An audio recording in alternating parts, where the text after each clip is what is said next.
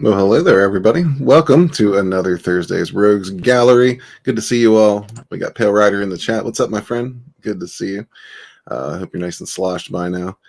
Ryan Cardinal and Chris Fisk are back here, getting ready to improve your evening. Author Stephen Walton is in the chat and not in the backstage. Don't know why that is, sir, but we got a special surprise here for you. But thanks for being here. Tina Bojan's in the house. What's up, Tina? Good to see you. Lovely Sherry, good to see you as well. Blue Teddy Narrations, hello, hello. Always good to see you guys in the chat. Katie's back here as well, of course. Wookiee Supremacy, fired up, brother. Good to see you, my friend. Keely Chow, how you doing? Good to see you. Let's see, did I miss anybody? I don't think I missed anybody. Alrighty, so let's bring in Katie. Say hello. Hello. How are you? We'll bring in Fisk too. I'm pretty good. How are things? Cobra Kai, you know? Cobra Kai. Never dies. Yeah, there were some unusual Cobra Kai references being flown around last night on Ashley's stream in the chat. So something about taint the fence and some other strange word plays. Or paint or I guess. Taint. I'll speak of the devil. Yeah. What's up, Ashley? There she is. Yeah, I think that was Brutal Morningwood, if I remember correctly. You know, there's a joke running over here. Like, if you pedant should be born, you would probably dry up on a fence. Wait, what? Oh, like people are spooging on fences over there? No, but never mind. Again, that was another really bad daddy joke. Whatever. That was a joke. Yes. No, Ashley, we're not going back to the butt stuff. It was just a quick reference, quick shout out to your stream. That's it. Actually, by the way, we have a very, very special guest, and I don't know how whether you're good with threesomes and complicated relationships and things like that. Oh, well, you must be referring to Stephan. We're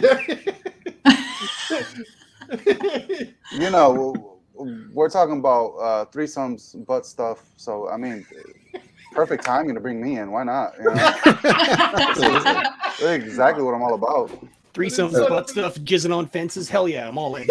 All right. Yeah, I was going to say, I'm not sure what Ryan's stance is on all this, but now we know. Oh, hell, I've been tattooing for 20 years, man. I've seen all kinds of weird shit. So. Johnny Cage is already befuddled. That's okay. You get with it, Johnny. It ain't gay in a three-way, so. He's got a point. What's up, Greg? Yeah, my man. Good to see you. Oh boy. So yeah, we got some books to talk about. We're also going to talk a little bit about crowdfunding in general. Yeah, which of you fine gentlemen would like to go first? As you both have projects running. Ryan, you got Caius going right now. Stephan, you just launched Veilwalker 2. Yeah, lots of cool stuff. Stephan's that was a really, like I was telling you beforehand, that was a nice quick turnaround. Like I'm jealous of that turnaround. That was well done. We tried, honestly. We definitely tried to do it even quicker. I wanted to get in and out as soon as possible before people knew my name. Oh, all the innuendos already. Oh my god. Well, he saw Stephen pop up in the chat again, and he got a little roused. Speaking of Stephen, here's the thing. I'll say something about Stephen. The reason he's in the chat and not on the stream is because he definitely understands at this point which of two is the better Stephen. Oh, so he just does not want to compete. He just doesn't want to even try. Gauntlet, it's been thrown. Got that Highlander shit going on. There can only be one. And it's me. So it's as simple as that. But yeah, no, honestly, we came in ready to go and ready to fulfill those books. Unfortunately, we fulfilled like 2 months later than we actually wanted to. But still, it was within 3 months of the campaign closing. All the books aren't fulfilled. I will be absolutely honest. We still have our international orders that need to go out. But we're almost done with the fulfillment for campaign number 1. Hell yeah! There it is. There's the marvelous hollow foil that we purposely had those eyes and that effect on purpose. Yeah, that's definitely how I planned it. These eyes cry every night for you. Oh, I love this. Yeah, great book, man. Yeah, that's some excellent stuff. You delivered Yeah, very swiftly. You delivered quality material, man. Well done. Roger is already doing business in the chat.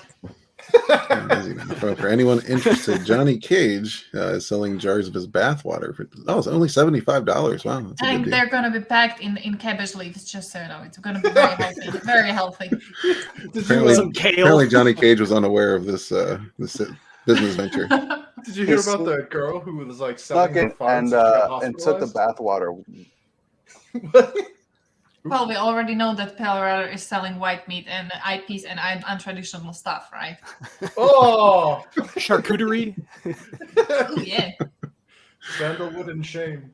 The author. I mean, there can be only one the author. That's why I'm just Stephan Velez. You have to add something else to your name to make yourself relevant. But okay. Oh yeah! Wow! Ouch! Yeah, that was a good old classic bitch slap right there. If you listen very closely, you can hear the echo. Yep. He's probably punishing a tree right now because of that comment. It's the only thing he can punish, something he can't fight back. Oh damn! And somehow it's still a struggle. You're on the fire today, man. Johnny Cage is all for it. He's confirmed that yes, he will be selling his bathwater. Only problem is he has a shower. Oh, you can still collect that with runoff. You just put the jar at the bottom. In a bucket. Yeah, that was several sick burns right in a row. Just gotta remind him who Daddy is, man. Just more confirmation as to why he's not here. Gina says, "Be nice to Walton or risk the wrath of his forest friends." He's got that end shit going on. Yeah. What's up, Simon? Good to see you, man. I'll tell you what. Since we've already ventured into the realm of the Veil Walker, why don't we discuss? So you just launched Veil Walker 2 yesterday. Yes, I did. Last night we launched on Michael's channel, and I was mentioning in the pre-show here what we were discussing is I wasn't expecting that turnout. I honestly wasn't. I've talked to a few friends, and we believe that maybe as Chris mentioned, word of mouth, right? Also, the fact that we're fulfilling and launching another campaign so close to each other, that it's just sort of like a build-up. So I think it was better than expected, and hopefully we can keep the momentum going. Absolutely, yeah. You're off to a nice running start there. Yeah, definitely. So maybe for anybody who doesn't know, maybe give them a rundown of what an encapsulation of book 1 and what we can expect in book 2. Sure. So I'll give you guys a rundown of sort of an overview of what the world of the Veil Walker is, right? So in the world of the Veil Walker, there is a small population of people, or a small percent of people that are born with something called the gift. And what the gift does, it allows them to use their spiritual essence, or their mana, as we call it in world, to cast all different types of magic, right? And these people, these gifted, are protected by an ancient order called the Veil Guard, which our handsome main character, as we're looking at him here, which Walton could never, ever conceive of. His role in the Veil Guard is that of the Grand Inquisitor.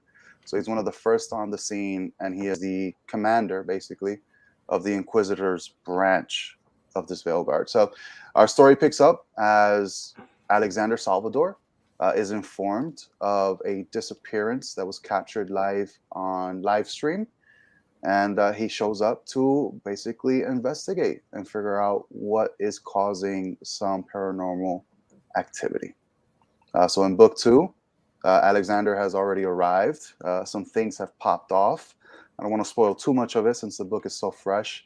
But basically books 1, 2, and 3, spoiler, there's going to be a third part to this arc, are going to sort of deal with the events that caused this veil rift. That's it. All right, man. So it's a total 3-book arc. That's awesome. I like that. Do you plan on continuing after that with the Veil Walker with a different arc, or is that just that's gonna be Arc after that story?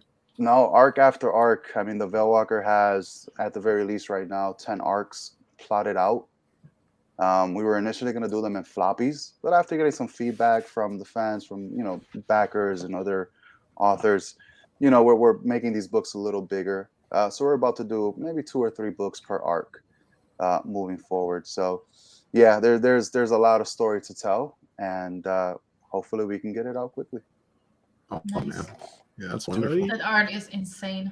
Yeah, that is our new artist. Unfortunately, we had to part ways with our artist from book 1. We knew that even before book 1 was done, unfortunately. But this opened the door to an artist that we had potentially coming in for a different project, so a different book. But once we knew for sure that Sajjad was on his way out, we brought in Adrian Gutierrez, and you guys can see his art is going to be spectacular in book 2 and 3. Yeah, man, just that image by itself is compelling. Yeah, honestly, that was the first one he did. We kind of went through the script for book 2 together, and we were like, "Hey, look, I need one page. What one page do you think can encapsulate all of your skills?" And he picked this one, and damn, I was happy he did. Yeah, man. So yeah, I can see why. He also did the main cover, so you guys can also get a bit of a view there. So that very first image we have up top was also by Adrian Gutierrez. All right. He also did that. Yeah, that's pretty sweet. Yep. All right. Well, if anyone's interested, Greg is selling his turds since we're in societal collapse. I also have some garbage that needs to go out if anyone wants to make a deal there. You should contact BearBear. I think like when you start selling the bundles and stuff like that, that should be interesting.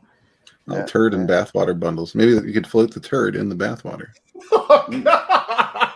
Thank you, Johnny Cage, for dropping those links. Yeah, as long as it comes in a non-stick container. Yeah, I was gonna say, I'm sure Walton has a few pictures of himself that he's willing to trade for those turds, because they're pretty much the same thing. There's like a bartering system going on. Yeah. To a Walton photo that's what we're gonna need to get back to with the dollar collapsing and all. We're gonna have to barter turds and photos. Yeah. Maybe it's gonna be it's gonna be cryptocurrency. Walton's photos are about as equivalent in price to a piece of crap, so why not? There you go. Yeah, the whole crypto market. How many Walton photos for a cabbage leaf? Okay. Always. The laughing never stops, Stephen. We would never. For a cabbage leaf? I don't know. Walton photos? I'd say maybe 1 or 2 per leaf would be fair. Could they be used with the turds?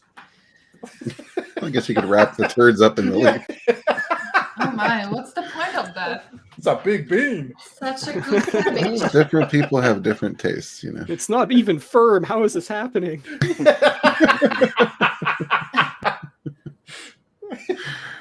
Oh boy. Someone needs more fiber. Yeah, there's a lot of ridiculousness going on right now. But yeah, turd plus bathwater will cost more. Wait, read Johnny Cage.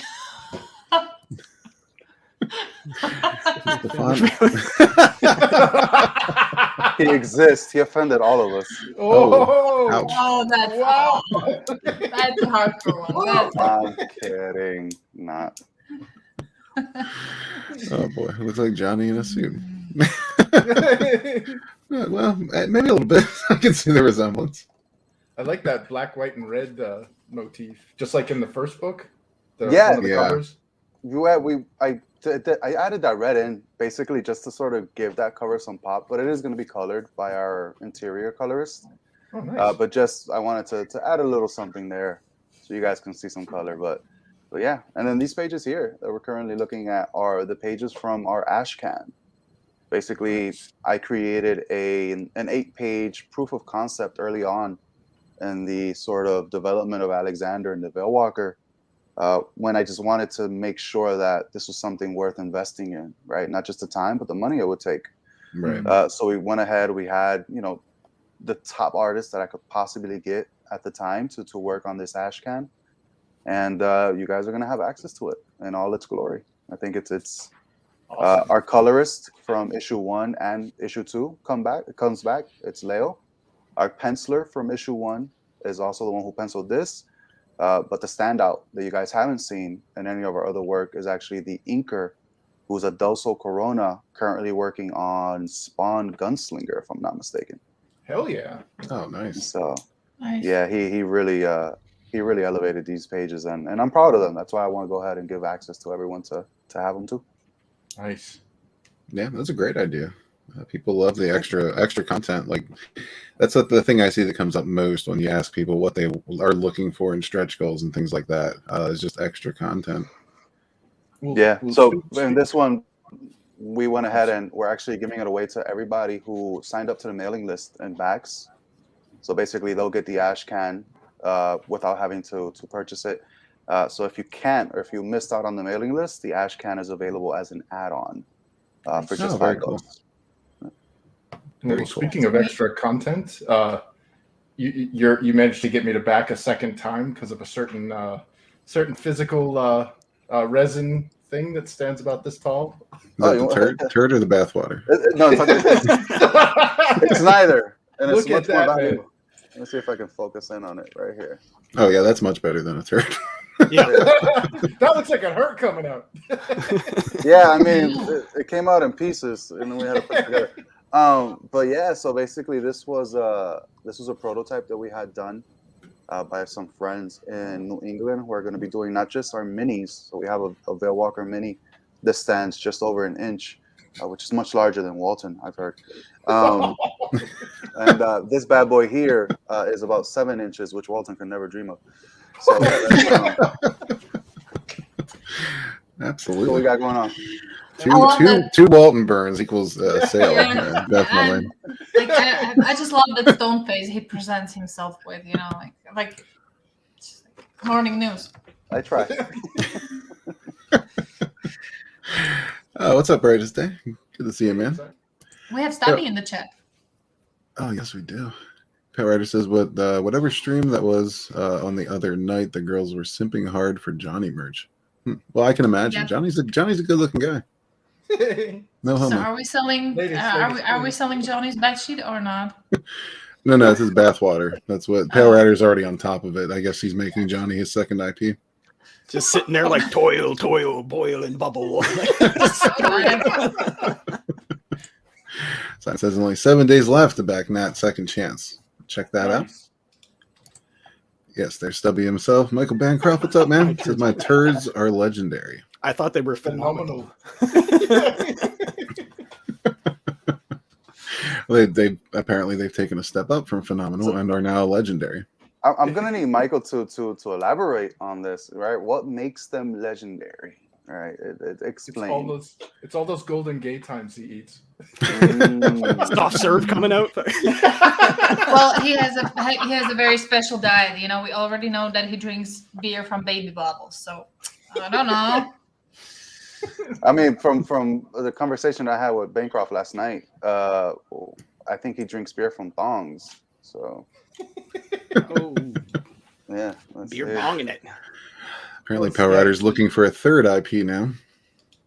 You got to calm down, Power Rider. At least release the product before you're taking all the IPs, you know? The Pale Rider comic universe. Oh, my. Greg says what impresses him is how consistent Bancroft's turds are and wants to know what he eats. Yeah.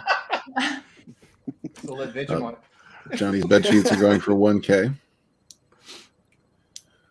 Yeah, that's true. Poop, dick, fart jokes always be funny. when they're no longer funny, you've just lost the will to live.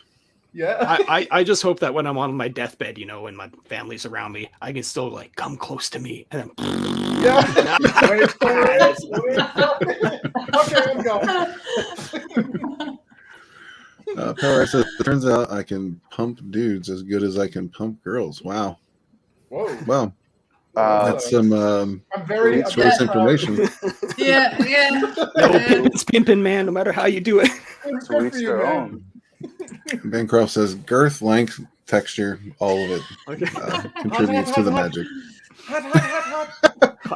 14.6 critics. What's up, Freezing Peach Gaming? Good to see you. Hell there. Yeah, sorry you had to come in on this, but you know it's probably going to be the whole stream. So, so hey, Alrighty. they're at the bottom, so we can move on to the other guys. I mean, they deserve all the shine. We got the mini. Basically, that's the one and so big 30 millimeter inch or 30 millimeter statue. It's about an inch and 1/10, I think it is, or something like that. So that is that's going to be going out to all of the 150 first backers are going to get that included with their order. So about the size of a hero click, give or take? Well, the way that we compare it is to basically the Dungeon and Dragon minis. Okay. Yeah. So something like that. Awesome. Very cool. Yeah, I do love minis. I love minis of all sorts. There was I think there was like a Marvel DC release. They released these little metal like cast minis that were, I mean, they were very poorly painted, but they were kind of cool. They didn't last very long. I don't know if people weren't interested or what, but I thought that was a cool idea. It was a cool line. Tiny things get lost. Power says that was pimp, not pump. Listen, buddy, you can't look. You misspelled it twice. You pumped twice. You can't claim typo on that one. Two pump chump. Yeah. Two pump chump. Yes. Pale rather the pumper. we know what you meant to say and what you wanted to say, Pale Rider. We got it. Yeah, not fooling anyone at this point. Not sure. It goes both ways. He's laughing it off. I mean, Johnny said it was a very unfortunate sequence of typos. Yep. Sequence, exactly. The same word, no less. Yep. Yes. Little suspect, Pale Rider. Freezing Peach Gaming says, no worries, Grandma always said that money was in the dick and fart jokes. Yeah. I hope that's true. Thank God. Well, Walton took that joke a little too literally. Oh, no. All right, Pale Rider's owning it. Good man. And yes, back to what matters. Yes, those minis do look great. Are we still talking about Walton or my statues? Well, we're talking about the statues because I mean, he said looks great, so I can only assume. No, you're right. Yeah, no, those minis. We sent the minis to the printer today, so we should have some actual live, pictures of what they're going to be. So one thing we're doing with the campaign, since I'm not sure how many of you heard yesterday, I actually nuked it by accident halfway through the day. Yeah. Oh, I didn't hear that. Yeah, so I'm struggling. I had like 2 of the pages open at the same time, and I ended up deleting it on one page. It's saved, but then I had it open on the. I don't know what I did. I was working, and when I go to check it out, it's like the page is like completely deleted, and I'm like, oh my. So like any good man, knowing that he has an 11 o'clock launch and his page completely got destroyed, I took a nap. Right? I was like, you know what? I'm gonna Were you able to sleep at all? I was. I slept like a baby for like an hour, and then I got right back to it. But we're gonna be updating the campaign with a lot of the pictures that I don't have access to right now. So it's gonna look great as you guys follow the process with us. I think it's gonna be it's pretty cool. It's gonna be a cool process. Sweet. Absolutely. Well, good on you for getting that back together because I know it's no small task. No, not at all. Grandma was a wise woman. Okay. So, yeah, check out Veil Walker too if you haven't gotten it already. I think book 1 is also available in this campaign. Book 1 is available as an add-on. I didn't create a catch-up tier because I didn't want to limit anybody who wanted to purchase book 2 to like which book they got with book 1. So basically just pick whatever tier you want, and then you can add book 1 as an add-on. And Gotcha. was this a limit only to the campaign, or is this still?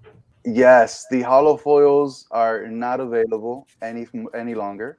We're not bringing them back. So, whoever got them got a collector's edition. There is a hollow foil available here on this campaign as well. The art was done by Juanito from Comics Way. He's currently working on Dwarves vs. Lions, which is launching tonight. El Padrino, right? And then the colors were done by Ali Arce from 656 Comics. So basically, I kept the hollow foil cover in the family and the Comics Way family. So, that is going to be available only for this campaign. Nice. True Very collector's items. Yeah, get it while you Yeah, can. man. Click that link. Get it now. All right. So we also have our boy Riding Cardinal in the house. What's up, man? Yo, what's shaking, everybody? I say refresh the page first. Yeah. I shall. Look at how close that is. It's already 2/3. Right? Yeah, man. You made a lot of Whoa! in a very short time. I hate these little purple things that keep popping up. Yeah, I know. Or the weird movie that doesn't have anything to do with your product. Yeah, it that's pops up at the why. bottom. Why? It's on every single page. Yeah. I was like, who the hell is this guy? Just some dude. I'm like, oh. Right? Yeah, first time I saw that, I was like, oh, I know you could put a video down there. I was like, oh, you can't. That's just something. Yeah, I mean, like, can you imagine if they made it in a way that you can pretty much choose what kind of video is going to be played? You know, like you can choose some of your friends, you know, who are running campaigns too. That would be sweet. Yeah, as opposed to like some random thing. Yeah, it was like a vacuum cleaner. I was like, what the hell? It's trying to tell me about my product. Thank you. Yeah. Well, we know they're nerds, so they're probably not clean. Let's sell them the vacuum cleaner. Axe body spray, super edition. Yeah. Next up, why does it smell like a fart in a jar? Johnny Cage bathwater. Yeah. Hell, Rider, that's every night, man. It's called boobs. Yeah. It's all right. That's why we love you. But yeah, Caius, Story of Blood and Stone, issues 1 and 2, still available on Indiegogo. Yeah, I got this going. Hoping to start fulfilling by the end of March. Just waiting to hear back from the printer because obviously I want to get ahead of that because any printer issues that are going on worldwide. Thankfully, I'm here in Canada, so we got all the trees, so we can make all the paper. Nice. So that shouldn't be an issue. Don't say that too loud with Walton in the chat. Yeah. Canada.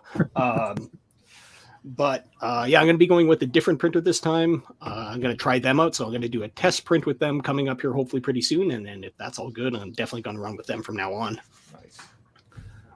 But as far as like the pitch goes, let's just spit this out here. So Caius, an unlikely trio consisting of Nitto, a 15-year-old boy, Trigger, a chain-smoking chicken, and Sissik, the giant rattlesnake. They leave their jungle home in search of the one thing that might save their dear old friend, Cat Master Lee. Aided by a mystical seeker stone, they set out into the world in search of something that might not even exist. Join our adventurers as we discover the world of Caius. Very good. Do you have a rap ready? What a bitch. Caius is a story of blood and stone. It's about a boy Nitto who's leaving home. He's going on a quest that's not his own because he's been given the magical seeker stone in a forest going up like Tarzan, raised by these three dudes that are not man. First on deck, Cat Master Lee. He's old and wise, smells a bit funky. Then up next is Trigger, the foul-mouthed chicken, always chain smoking in, cigar but flicking. And the final other thing is Sissik, the snake, forever wanting to relax and just take a break. But having time to chill, it ain't part of the plan because the three of the four, they're going out on the land, and Nitto's been training, getting ready like a beast. Cat Master been dreading this day, to say the least, because on the final day of training, Lee will be explaining to Nitto that his old cat life needs saving, and in order to do so, there's something Lee needs. It's beyond the force wall, and he has a lead. This is where the Seeker Stone will come into play, because the bearer of the stone, they'll be showing the way, but there's a couple little tricks when it comes to the stone, like the item that they seek must remain unknown. That little part of the rule of the rock is the asker of the task can't join or walk, so Lee stays behind, the other three leave. He has hope, faith, they'll find and retrieve whatever it is at the end of the road. Nitto now has the stone, the adventure unfolds. Awesome. Hell yeah. I wasn't even ready for all that. Wow. Why haven't you made this into the rap video connected with pictures? I did. It's on my channel. See, yeah, dude, but there's a cartoon. I mean, the cartoon is there. Oh my God, I need to see it. Dude, it's awesome. That's what blew me away. I was like, is this a book or a cartoon? Because this is awesome. Yeah, I'm kind of putting a lot of the carts before the horse right now. I'm planning for the future stuff I want to do. Obviously, doing a cartoon, manga, anime style version would be optimal. So the more stuff that I can do now for that down the road, when I start to pitch it to potential funding operations to get that done, let's put it that way. Yeah. Yeah. At least I have something to show, and that's why I took so much time off to actually do the animation for the cartoon. Are you referring to Fundamation? No. Like one of the good things in Canada is that they actually do give a lot of money away for arts and grants.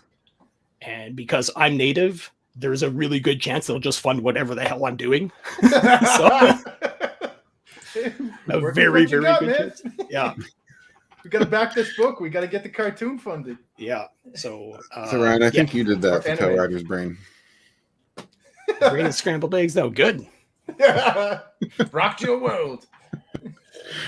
All right, everybody who's impressed in the chat, back this book. Oh, yeah. The link is in the description. Johnny, if you can grab that and post it, I'd appreciate it, brother. Very impressive, Ryan. Yeah, in the private chat here too, I also have the mailing list set up. So if anybody wants to hop onto the mailing list, this is how you get onto the secret tier. And the secret tier, there's a color cover, and the only way to get that color cover is by joining up to the mailing list, and then that way you'll get the secret link. And then there's a limited set number of issue 1 and issue 2 that are color cover only. Nice. And like the whole model that I got going for this is everything's limited print run. I only do 300 copies of the standard edition, 100 copies of the color cover, and 100 copies of the sketch cover. And that's how it is for issue 1, issue 2, issue 3. When we wrap those up, those will never be printed again. And the only way they're going to be able to get issue 1, 2, and 3 is in the collected form from that point on. So if anybody's like a collector, when these campaigns go up, that's it. There's only going to be 300 copies of them. Nice. Cool. And if for any reason, say like by issue 3, I sell out of issue 1, there's only going to be a limited variant cover that'll come out. And again, that's going to be a very limited print run of maybe only like 50 to 100. So. You have it planned out, man. Oh yeah, we got 2 professionals. Do you know, I'm starting to feel here like we, well, you know, 3 if you count Fisk. Okay, but the like you and me, we started a business, and it was like we started a company. Let's do this. Are we gonna let out a company? Yeah, let's do it. Like, yeah, cool. Let's do it. Right? Doesn't exactly happen that way. They don't need to know that. What's up? What about him, my man? But you know what we forgot about? What? We forgot to ask the questions. We did forget a question. Nani? Yep.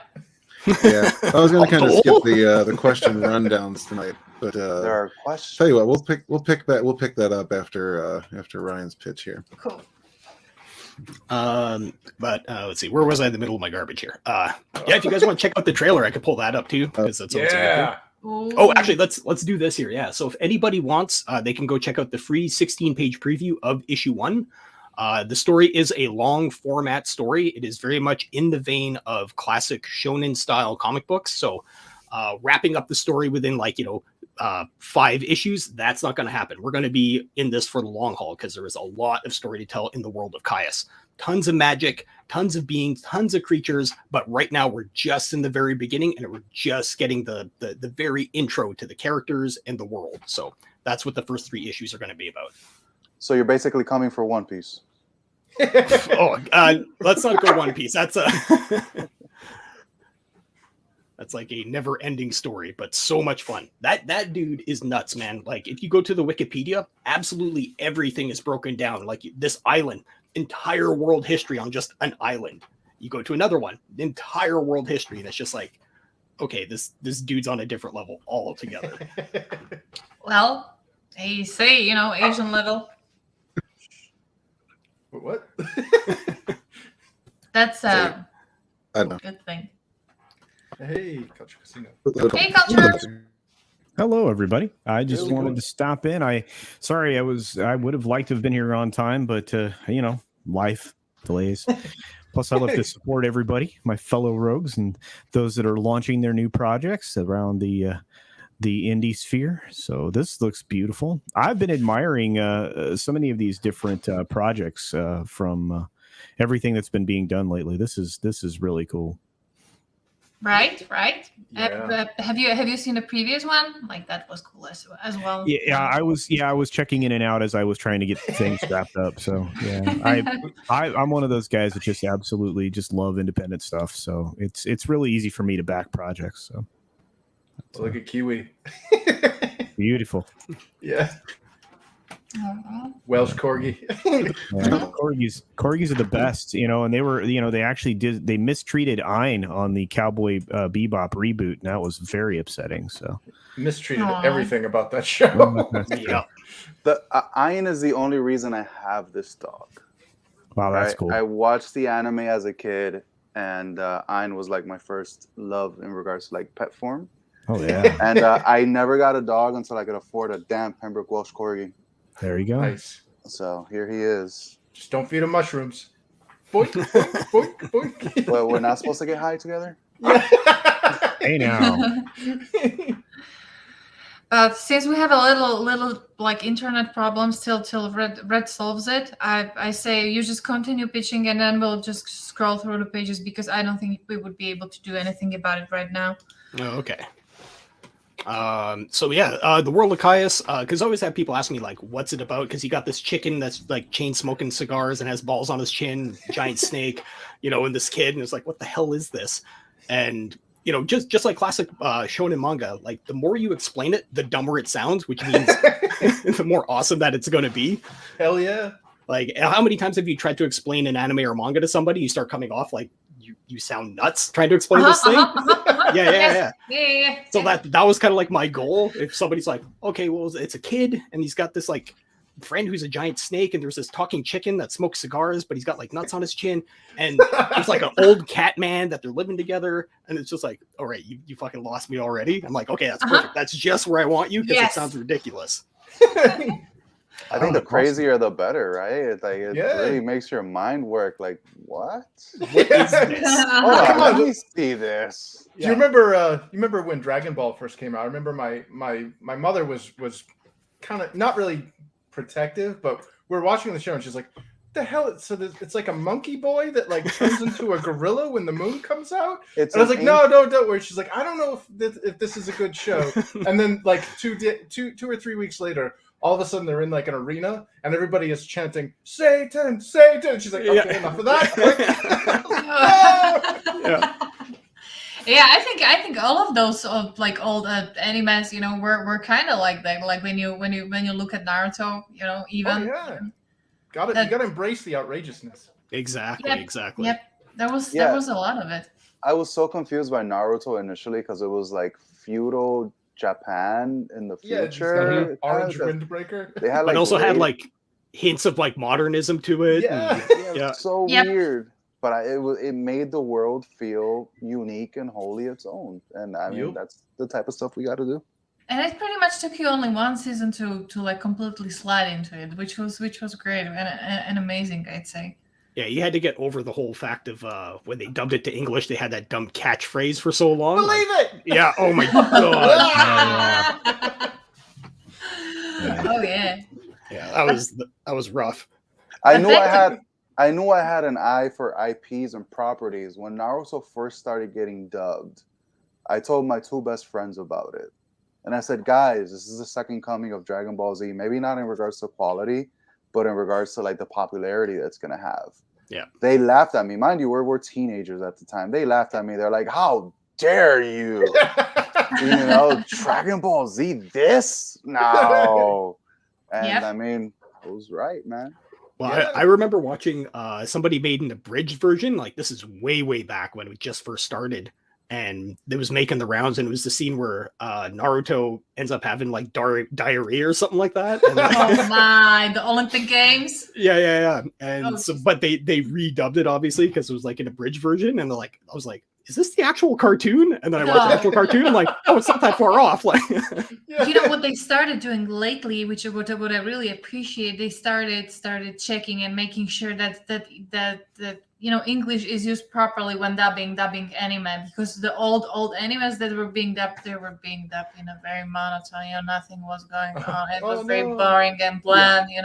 Yeah. And that was painful. That was painful. I honestly hope that I know that a lot of Japanese anime have been becoming more localized in-house. Like, they're not relying on Americans anymore to translate because of their hijacking of like ideals and stuff. Yep. Mm-hmm. And I like, what would you say with Caius? If like Netflix is like, hey, No. You wouldn't allow it to Netflix? No, to go... hell no. Because we all seen what happens when they get their hands on stuff. They just shit all over it. And like, if someone's gonna shit on it, I might as well shit on it. Castlevania was not bad. Yeah, that's before though. That's before. Well, Red has a price list. He actually has like a thermometer where it's like the amount of money equals how much crap they can get away with. Yeah. So it's like, if you give me, like, keep adding zeros and suddenly your main character can become a diverse female protagonist, you know, or wow. Have a prom episode. Little inside baseball. I almost got onto the storyboard team for season 1 of Castlevania. Buddy of mine. Yeah, buddy of mine. This is just when I quit tattooing, and I was just transferring into the animation world. And he's like, "Yo, I got a secret project. If you want in, I can get you in." I'm like, "What is it?" And so he's like, here's the script. Here's the characters. I'm looking at. I'm like, this looks familiar. Like, but I can't put my finger on it. It's like, what is he? He's like, I can't tell you, but if you want, you do the script. And I was just like, oh, this is heavy stuff right off the bat. I'm just fresh into this. Awesome. What's up, guys? Fisk, how dare you talk about my price list? I heard that. Yeah. It's actually a very wise way of looking at it. You don't eavesdrop when you're out, man. Of course I do. What else am I going to do while I'm rebooting the computer? I'm on my phone listening to the stream. Stressing out, making coffee, you know, things like that. No, I make my coffee before the stream. I'm usually fairly prepared. We heard the spoon tinking against the glass. Mr. Prepared. Damn Okay. Yeah, so what we got here, this is the 16-page preview of issue 1. Issue 1 is 64 pages. Issue 2 and issue 3 are going to be 32 pages. Initially, I wanted to do more, but unfortunately, being in Canada, I have weight restrictions as to what I can ship out. So I had to pre-plan for issue 3 on what I can do with the previous issues. Because if I do then higher, that means a higher page count, more weight, and I wouldn't be able to ship issue 3 in a 1, 2, 3 bundle. So that's why they're going to be 32 pages. This is a pretty cool site. Is this JavaScript or is this like a? No, this is through Clip Studio Paint. They have a setup called Clip Studio Share. Yep. Oh, sweet. And you can upload your comic book there in this format, and that way you can give people a preview for free. Let them have an idea of what it's like. And if you zoom in on it, like if you go down here and you click on this, it'll make it bigger. And it actually does like that little transparency that manga does where you can see through the page a little bit. So, that's pretty cool. Yeah. Sweet. So if anybody's out there and wants a way to have a good preview, this is a good way to do it. Hell yeah, man. This looks awesome. Absolutely. Yeah, that's really cool, man. Yeah. Yep. And also, to anybody who's a creator out there, it's a nice way to lay your book out to see if you have any kind of layout issues. Clip Studio Paint, the EX version, also has this built into the program. So you can upload all your stuff, look at it as 3-dimensional, flip through the pages, and see if you have like weird crossovers with the panels and stuff like that. So I have a beginner's question for you. Like, would you mind doing a tutorial video on it? Yeah, I can do it. Just unfortunately, I am stupid busy with tattooing all the time. So nice. Just if you remember, Oh yeah, no, I got literally a list of videos that I want to make, so it is on there. Because we were that's the thing we were kind of struggling with when we were laying out both Bonds and Sunsworn. Like we had to go back over a few pages. To move artwork or move the text bubbles, Yeah. So, I mean, this would be really handy. Yeah, it's just to get a nice 3D visualization of what the book is going to look like. It's obviously not a one-to-one, but it definitely saves on having to like send it out, see what it's going to look like, and get the print back. Mm-hmm. Well, yeah, I mean, it's really cool for preview purposes too. Exactly. And like I said, if you have Clip Studio Paint EX, that's their high-end version, it's built into the program. So nice. And here I am doing all my art on Procreate. Yeah. However it needs to get done, man. However it needs to get done. No, I'm totally in InDesign, and like I was talking to a client, and I had to explain to them how page sequence affects 2-page spreads. Mm-hmm. So if you have like a double page spread, it always has to be an even page and an odd page. Yeah, because of the folding, right? Yep. And it's like hard for them to visualize that because you're like describing a rainbow to a blind person. Oh my god, yeah, that's a tough one. Another fun fact, Clip Studio Paint also has page layout set up exactly for that. Sweet. So you can set it up so it has like the multi-page where it gets flipped and cut and stuff. Nice. Awesome. Very cool. Bancroft says I lay my book out in InDesign as I work on it. Yeah, I don't do any of that stuff. I just write. I just write. I let other people do the hard stuff. Oh my God! Look at Mr. Businessman here. Just say I write and I show up on streams. Oh, away from me with your problems and concerns. Let them eat cake. Well, speaking of Mr. Businessman, Pale Rider says I lay my book out on the living room floor. All right. Nice. By the fire. Oh, you know it. Photo style. On the bare rug, naked with a glass of wine. Not bare rag on Johnny Cage's bed sheets. We already know that. On some bare ass, maybe. He's got the Pale Rider Burt Reynolds thing going. Pale Rider really should grow a porn mustache.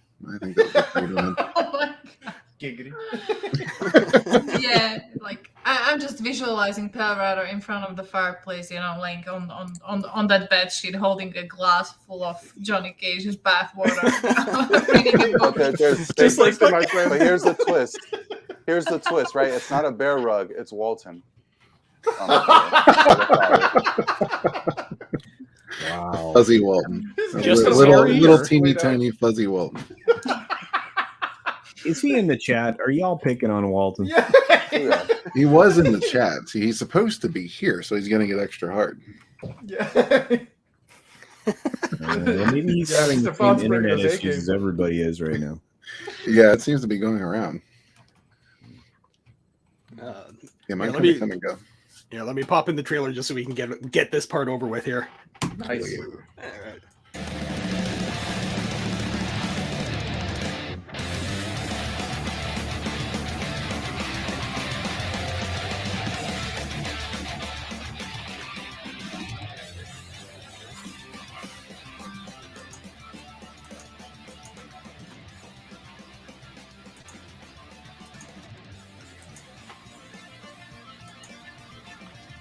The chicken.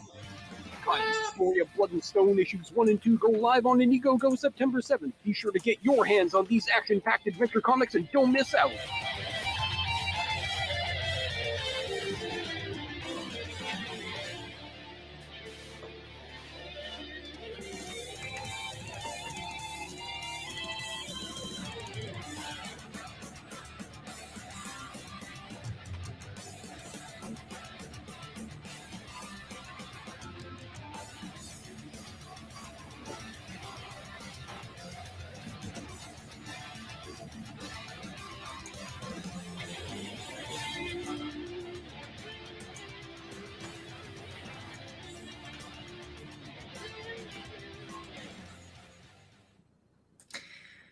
Sweet. Oh, yeah. Nice. And yeah, if you want to put my link, I put it in the private chat there to my YouTube channel. If you want to go over there, check it out in all of its 1080p glory without the lovely StreamYards chopping it up like that. Pop over there. Is that Yeah, how you please do. lay out your Yeah. pages? And Wow. subscribe while you're over there. Yeah. Yeah, that too.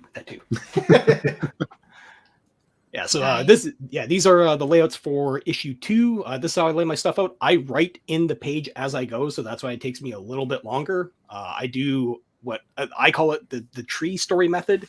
So I have, the story, beginning, middle, end, and then it just branches off from there. So wherever that branch goes, I pick part of that branch, and then that's the part that I'll work on for the story. And then I work on the writing in the page as I go, which allows the creativity and having fun with it. That way I'm not so beholden to what a locked-in script does.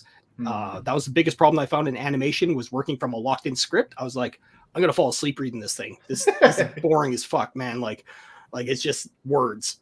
But It is pretty much just a very, very similar thing with bots. And yeah, you're right. It has some magic into it. Like you can just adjust something. Like for example, what I do, I just make a general layout of what I would like to do happen in that book. Yeah.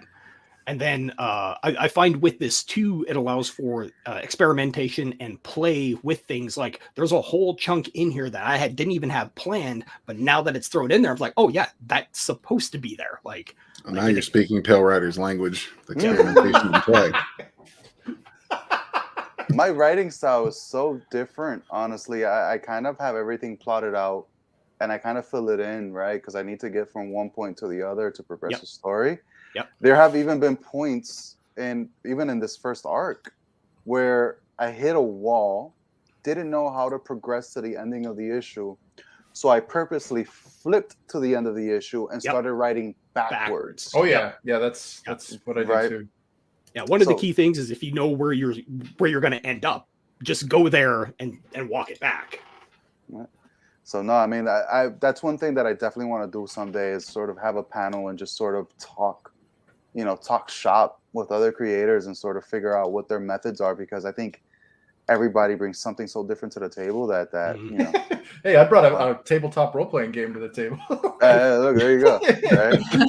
And there was a comment that came up earlier, right, about a powerful cock. Can you guys pull that up real quick? Oh yeah. Let's see. Well, that's way back. Greg. Right? I think it was. Just want to make sure. It was Greg. I'm just trying to find it here. There it is. So there it is. All right. So here's the thing. The only person who would know the answer to this real question is Walton, because I'm pretty sure. Oh my god! I saw that coming. Wow. He's already dead. Wow. He's like the want a cigarette guy from Beetlejuice. The worst part is that the fact that he stopped, put on different shoes, and then kicked them again. Yeah. Yeah, that's the truth. Put down the tarp. He did the whole American Psycho thing. Put down all the. That's the complicated relationship. We already know that. I do it with love. You know? Pale-Rider's fishing for a lawsuit is what he's doing here. Is there a bearded man in a red dress in any of these books, or could there be? A bearded man in a red dress. Given time and Caius, there's a lot of magic that can happen in that book. I'll tell you that much. If you're unfamiliar with what he's referring to. No.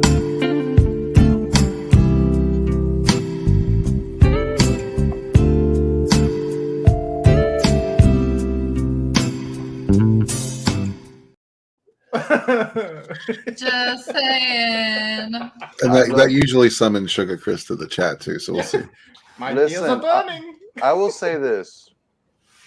That hair is fairly long enough to cover up the whole face. And Zachary disease? You're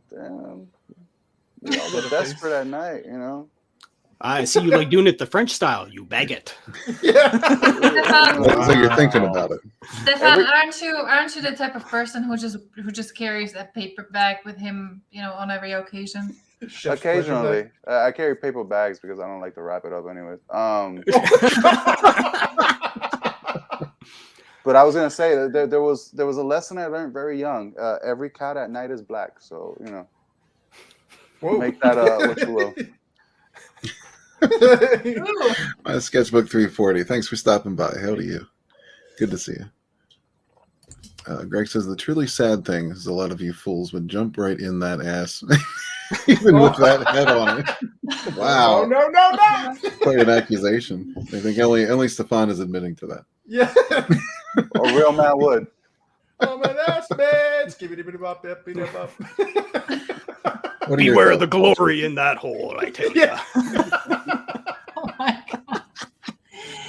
Yeah, this stream is going nuts.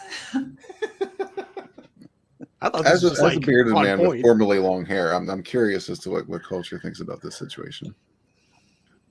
Well, I don't think I'd hit that. I mean, is that what you're asking? See how there's hesitation, though. Hesitation. He said he doesn't think.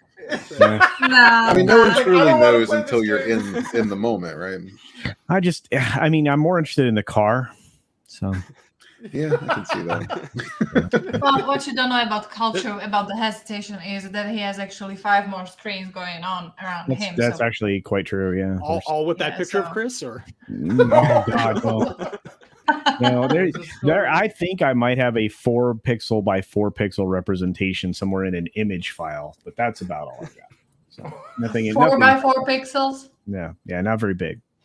Yeah, but still safe though, right? Still safe. It's just in case I have to pull it out. Never forgets. Big enough to make use in emergency situations. Well, yeah. I mean, you don't want to have too much definition to that. Maybe it makes the beard disappear. You know what? Yeah, it's like you got to squint just to. Yeah. Squint and turn your head, and you're probably all right. So my doctor tells me. You don't have a girl dentist, do you? Oh my God.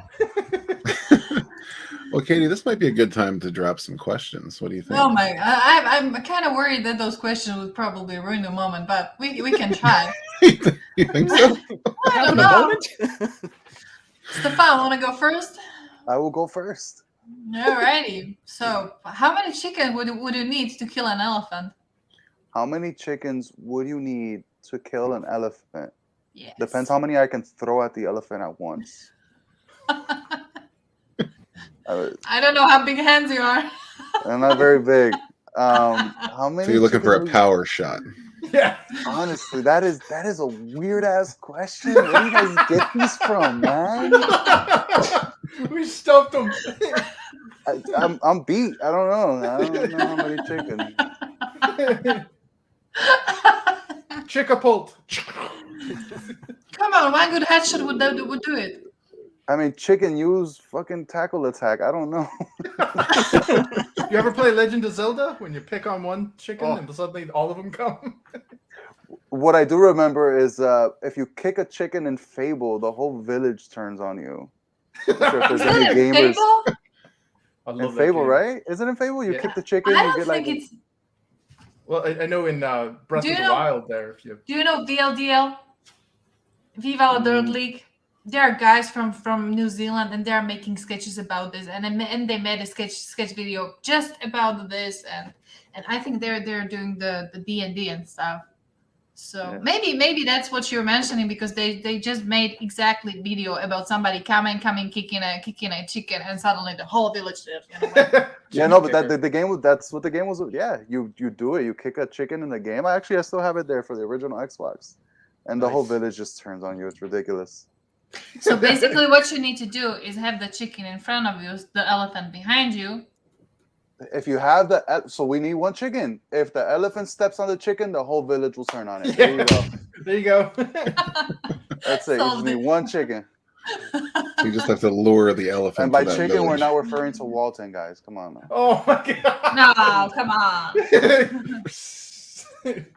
See, Stephan has missed Stephen very much. So he's just this aggression is just, it's inner feelings coming out in a negative way. Listen, if you guys only knew that all of this aggression towards Stephen is just turning him on. Well, that's probably true too. Did he tell you messages? I got a few. All right. I don't want to know. Yeah, let's not do that. All right, Brian, your turn. All right. So, what is something that everyone looks stupid doing? Oh, dude's jizzing. Straight up. The O face? Yeah. Nobody looks fantastic. Everyone. There was this thing with everyone. Oh, everyone. Uh-huh. Having a completely ultra spicy hot shit.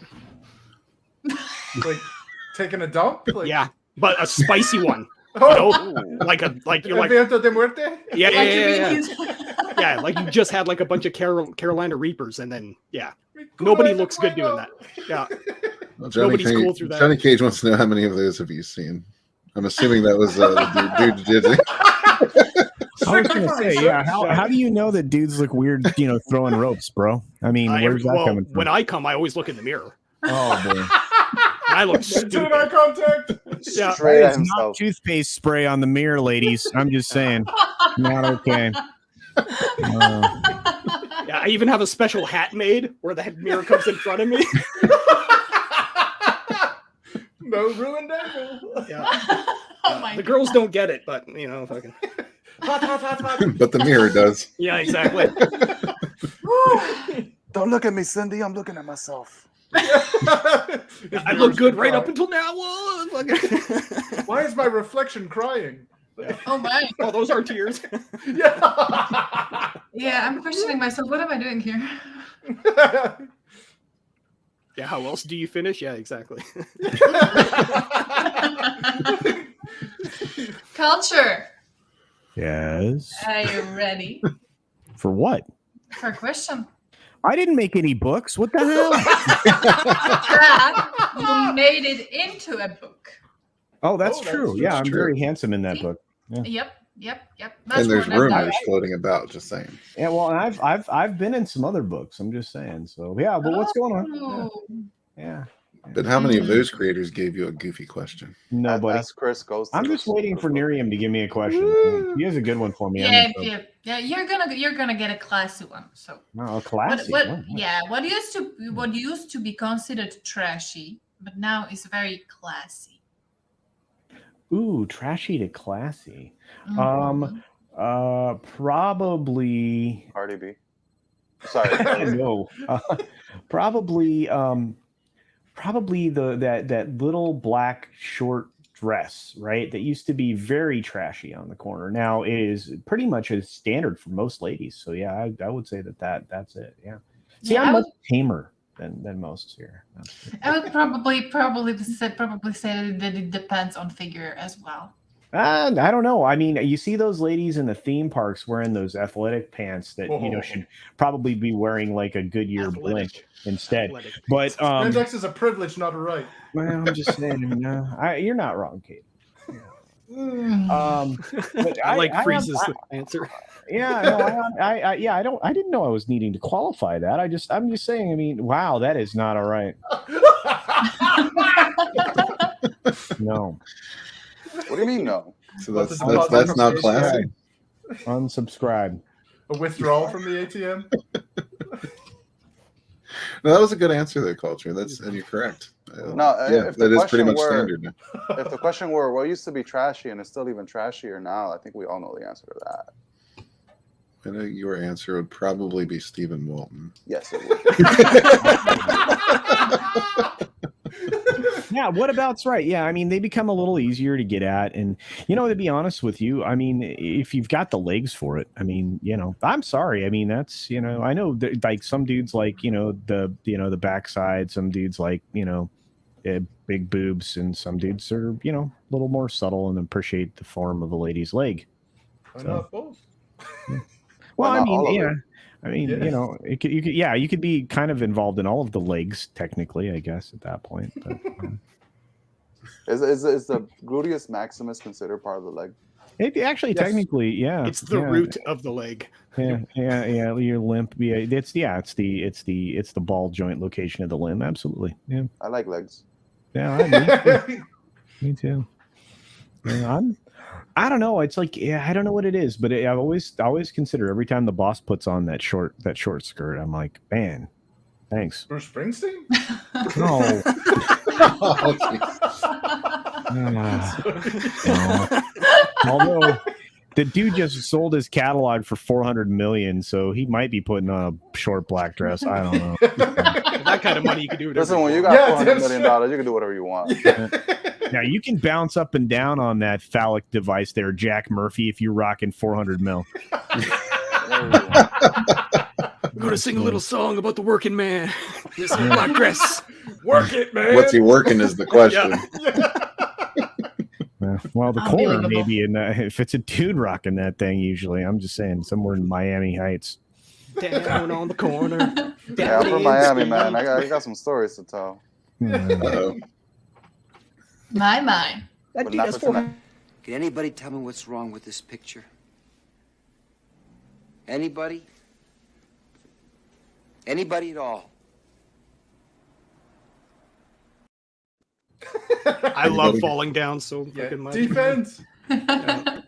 He was still the hero. What's up, Will Gentry? How you doing, man? Good to Hey, see Will, you. I haven't seen you in a minute, bro. Yeah, his glutes, or more accurately, hips, are not ball joints.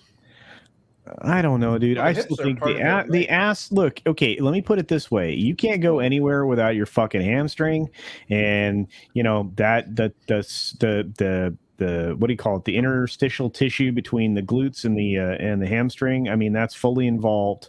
Don't forget about the ischium tuberosity. If you look at the kinesiology of it all, I mean, it's and all of that anatomically, but Yeah. Okay, fine. I'm gonna start working out tomorrow.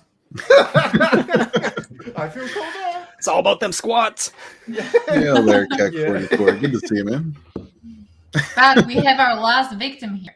What's up, Frog G? What up, Frog G? Hey, Frog. Hey, bro. Thanks, Frog guard. man. Appreciate that. Frog. The wrenching. Who's getting the last question? The last question is for Chris. You're not getting any. And I'll tell you what, while we're asking him that last question, let's just bring up Infinitales and remind everybody that it's still in demand and you should back it today. Oh, thank you. Yes, please. We have a finite amount of books left, and we also have some restock on some of the added perks. Things like the lovely standee, the jumbo cards, the trading cards. So, yeah, give it a shot if you're into fantasy comics. And speaking of shots. Chris, I didn't know you were still in Gentry. What's up? I didn't know you were still in demand, so I'm actually I might drop by a little later today. Oh, hey now. You know, I'm just going to recommend coconut oil, you know. But anyway. Yes, and please check out Sunstorm Wings of Vengeance as well. Also still in demand. Thank you very much, Frog G. Appreciate you, man. Yeah, every time you guys say in the man, I get a little worried about this marketing scheme of yours. In demand. Oh, okay. All right. Sorry. I'm just hearing it. I mean, it could be in the man. You can back it and do whatever you want with that. I was just Back gonna in the say, man? in the man. We're robosexuals. I'm the debugger. I think it's time for Chris's question now. All right, let's Stalled do as this. long as I could. Yep. And with this question, maybe we could proceed to the second part of the topic, you know, the crowdfunding marketing stuff. So, Of Chris, first, think of a product. Got it? Okay. Just name a product. Just name a product. Mm-hmm. Bathwater. Farts in the jar. Turds. Michael's wrapped turds. Fleshlight. It's like cartoons floating around. Oh, that's some terrible things that have floating around your head. Hey, that's a dead goldfish. Oh my! I was still in the bathwater. Yeah. Let's see. A product. How about a scented candle? Okay, a scented candle. Is there a reason you chose that product? Well, all the other. Well, the whole Walton thing. Yeah. All right. Okay, the second part of the task is now. What would be the worst absolute brand name for one of these? Brand name for a scented candle? Yes, the worst, the absolute worst. Fauci brand scented candles? Would that? Oh, Oh my! that pretty much applies to every product. Yeah, Good call. exactly. That's the curse to it. You go to open the lid and all of a sudden, like, booster! Like, right in the face. Oh, like you're inhaling it instead of getting it into your arm. Wow. Yeah. Wow. We perfected the syringes. Now we just got these little airborne particles. We got it from a Harvard nanoscientist. Oh. Bye. I would name my brand of candles. Meh. Could smell better. I smell that. Mine would be, what is that? Question mark. Up here in New England, we have the Yankee Candle Shop, but my dad absolutely despises that, and he calls it the Stanky Candle Shop. So, But just stench, I think, would be. I'm a good fellow name to turn New people Englander. I used to be up there. I know the whole Yankee stuff. Yeah, all right. Oh yeah, you were in Massachusetts, right? I was for a while. Yeah. Nice. Yeah, I'm right I on would the call border. mine "Don't Open." What was that? I would call mine "Don't Open." Don't open. You Had know, to you go never there, know what you Winter get Free in there. Speech Gaming. What was Gwyneth Had to go there. Paltrow's candles? Like her snatch candle? What was it called? Like goo or glow or gob? Goop. P on the end. Goop. Yeah, the Goop. same There thing you that go. comes out of her. Yeah. I was gonna say like a pap First of smear all, scented. Like First of all, and I know this probably is said many times. Who does quality control for that shit? And how familiar are they with her, vag? because you would have to like, know that particular scent was off. I mean, you'd be going back to the chemist saying, you know what, you really didn't capture the funk of that skunk. I'm just saying you need to get better with that. Somebody ate asparagus. We need more Gwyneth in this, less Paltrow. Yeah, very much so. Yeah, this does not have enough yeasts in it. Clearly, pull a bagel out. Freeze has another good one there. I'm just saying. That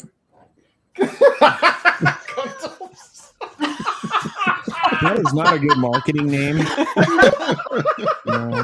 Wait, there's supposed to be a wick in this. Why is it just a born hole?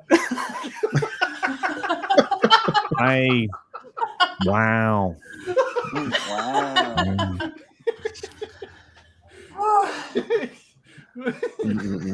Anything could be a sex story if you're brave enough.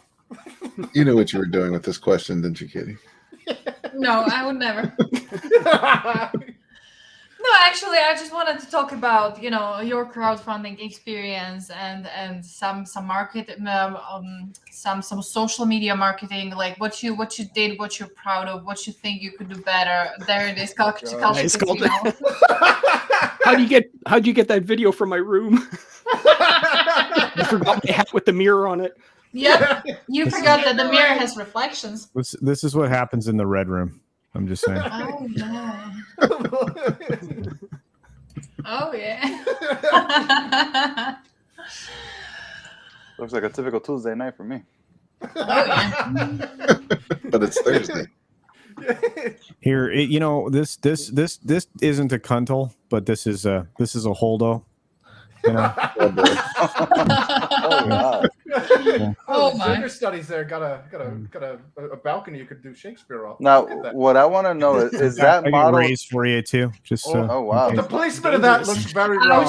That looks like a strap on from this angle. It's weird. It's not kind of like a reverse. I'm not going to get there. There's this other thing too that maybe you can get a fleshlight driver from Tico. Tico's Taco. Yeah. I'm working on some products. Can you tell? Been working on these things for a bit. I wanted to say that first one, was it modeled before or after she crashed the ship? I have no answer for that, but she's clearly been around, so okay. It might feel a little used, maybe. Culture. I'm a girl, but I would recommend you to just round up those spikes, on the second one. That might be painful. Again, I thought that was the most. I thought that was the most appropriate for Ray. I mean, that was. It's going to be a grading experience, one way or another. Yeah, no one's enjoying themselves with that one. Yeah, you must be one with the Force. You have to be wondering why the stormtrooper boy was running around after going Ray. It was probably Yeah, but I don't think any boy wants it to look like peeled carrot. Oh.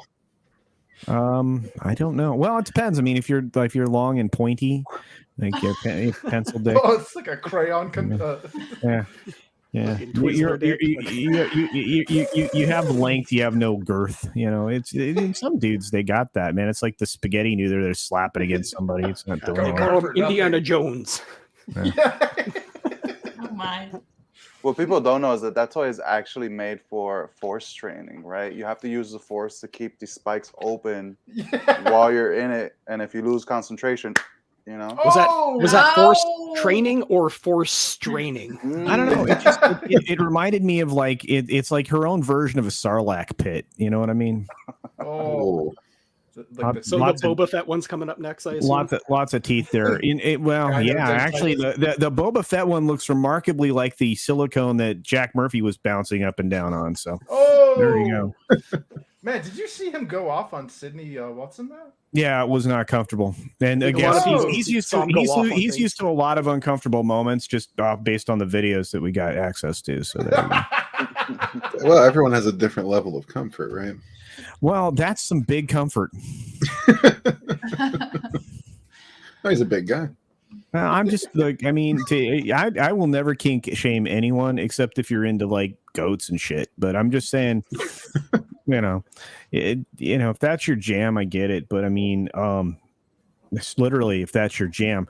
But I feel like I feel like don't set yourself up in that way when you have that shit floating out there in the world. You know what I mean? Yeah. Try to just represent yourself authentically, and then trouble won't find you. Culture, we have a question for you in the chat here. I'm working on it. Yeah, I'm working on it. See, here's the problem with bungholes, man. They all look the same. It's like an inverted rosebud, and it's just and they're uninviting. Plus, if there's no says who? Well, I'm just saying. Anyway, you were seeing the meme with the sandwiches. What bungholes are you getting into? Not. Excuse me, it's ma'am. It is ma'am. Okay. I can see why. Nobody wants to tongue punch that bung. I'm just saying. I'm like, oh god. Too much to get you up to speed on, Pale Rider. Sorry. And what did you, Moss? Greg says bungholes are indeed problematic. They're racist. I need some extra. Okay, you know what? Maybe not. Never mind. Yeah, we probably shouldn't expand on that. No, expand on that. It might go prolapse. Which was also discussed in Ashley's chat last night. Oh God. Well, I was talking with Scotsman TV, and that we have a theory that that's how Macho Man Randy Savage got his voice. Like he used to have. Oh, you think so? Yeah, he had a prolapsed anus. Yeah, he was totally fine, and then there was that one turnbuckle thing, like what happened to the 1 2 3 kid twice. Oh. Oh no! No, it was yeah. Dig it! A little excitement. Can you dig it? Yeah. Oh man, I wish I didn't have to go, but because I haven't been here long, but I have to go. So. Oh no! Yeah, I have. Nobody cares, by the way, that I'm leaving. So whatever. How dare you? Okay, Katie cares. The boys hate me, so I'm gonna go. Well, duh. Wow. Well, and a-hole. Thanks. I thought you would love me. I'll see you guys later. Peace out. Not you, Culture. And he's gone. Because, see, I had one friend. Well, you're just gonna have to build that number back up. I know. God. Poor Culture. Took me a year. It takes a year to build a friendship. Yeah, and Rez comes in and just takes it all away in one swoop. Yeah. It's like a domino. They do. They definitely do. Yeah.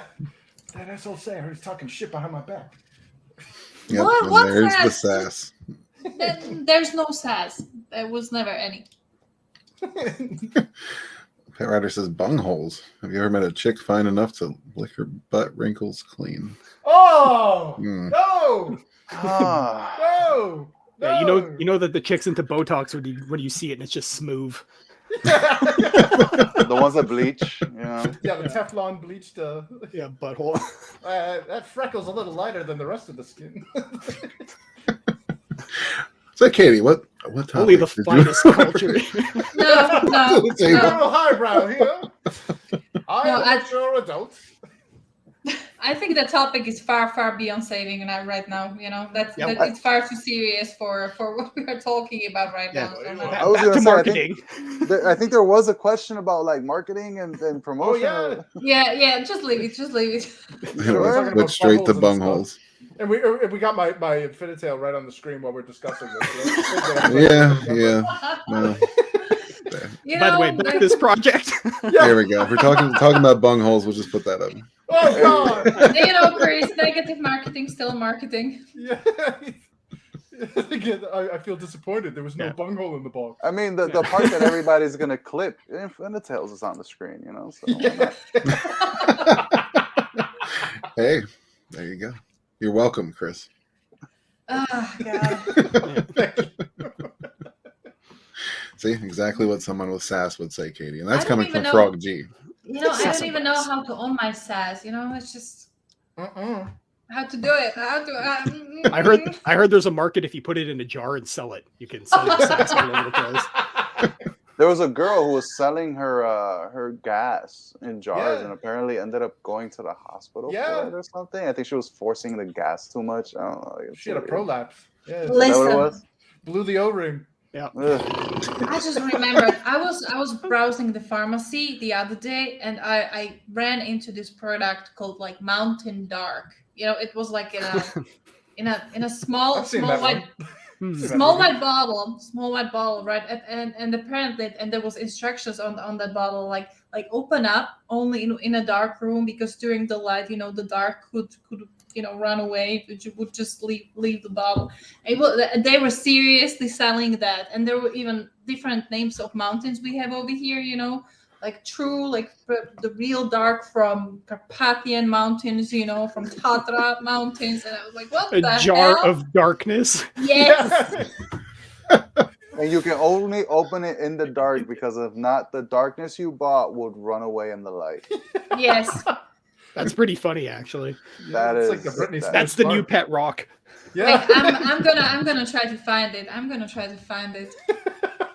They can legitimately sell you like the darkness from the dark side of the moon, and hey, don't open it in the day. What do you think of this comment, Chris? Infinitale from now on will be a reminder of bungholes and their many bigoted issues. Fair, very fair. I mean, a bunghole can be turned into like a fantasy name, so like Bungholius, right? And it could be a character in Infinitale. Well, in Newfoundland, up here in Canada, there is a town called Dildo, so it's not that far off. Oh, yeah. we got a blue ball, a bird in hand, and an intercourse in my neck of the woods. Oh, nice. Intercourse. All things that don't go together, right? Right. There it is. Because if you got your bird in your hand, you can't have Okay. blue balls. Just And so if you you know, have the blue words. balls, The word. Never mind. Prava Jezerska? Jizz. Oh, I heard boy. I jizz. don't speak. Yeah, I was gonna say, I don't speak the language. It doesn't matter. The prava means like the real. The second word is the name of the mountain or the area, and tma means darkness. wow. And they're selling it for $5, just so you know, each. Oh, poor Tommy. He's having worse internet issues than I am. Oh. No need. It'll be all right, Tommy. Just give him shit. I know you're capable. For example, the right one is saying apply before sleep, open just during the dark. You know. So you turn out the lights, then you butter yourself up. With darkness. With darkness. Darkness. I'm gonna fight the darkness.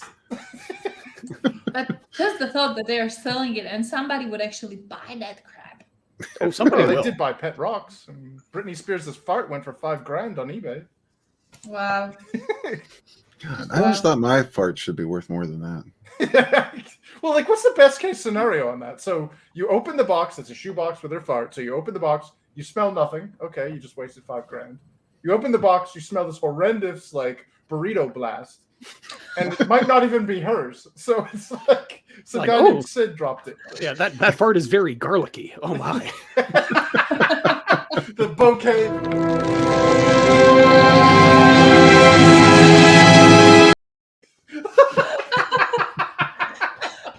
Just imagine, like when if people knew they could sell their farts for actual money, they would start eating the bees on regular basis. All around, it comes back to marketing, no matter what. A lot of roughage makes for some really nasty farts. So yeah, people would get healthy doing that. Oh yeah. Broadway asparagus.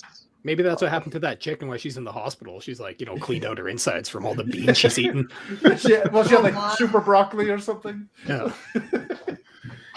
Parrider's getting more ideas. He says, "How much do you think I can sell Chris's red dress for after the red dress run?" Is he going to shower in it though? That's the other question. Or not, like he's got to leave it with a stank on it. You'd probably make more off of his panties, I would guess. His thongs. Wait! I think I have that too. The 6-day thong. Yeah. You just keep rotating it. Yeah.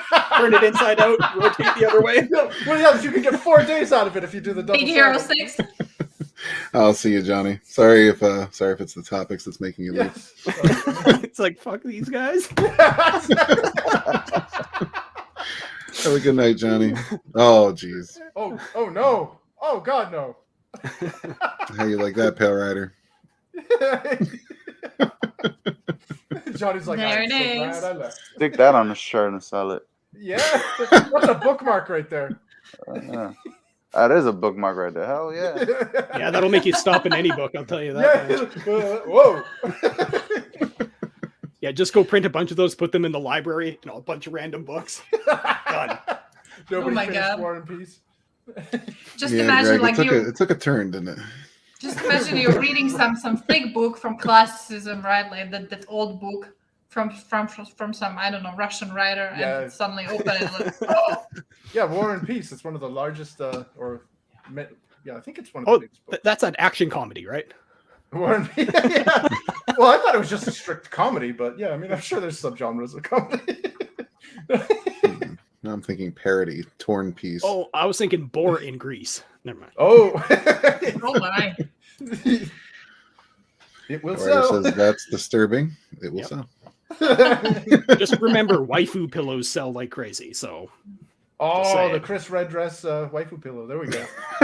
Oh my. Oh my. Yeah, that's first. That's the first time we ever actually made Johnny leave the stream.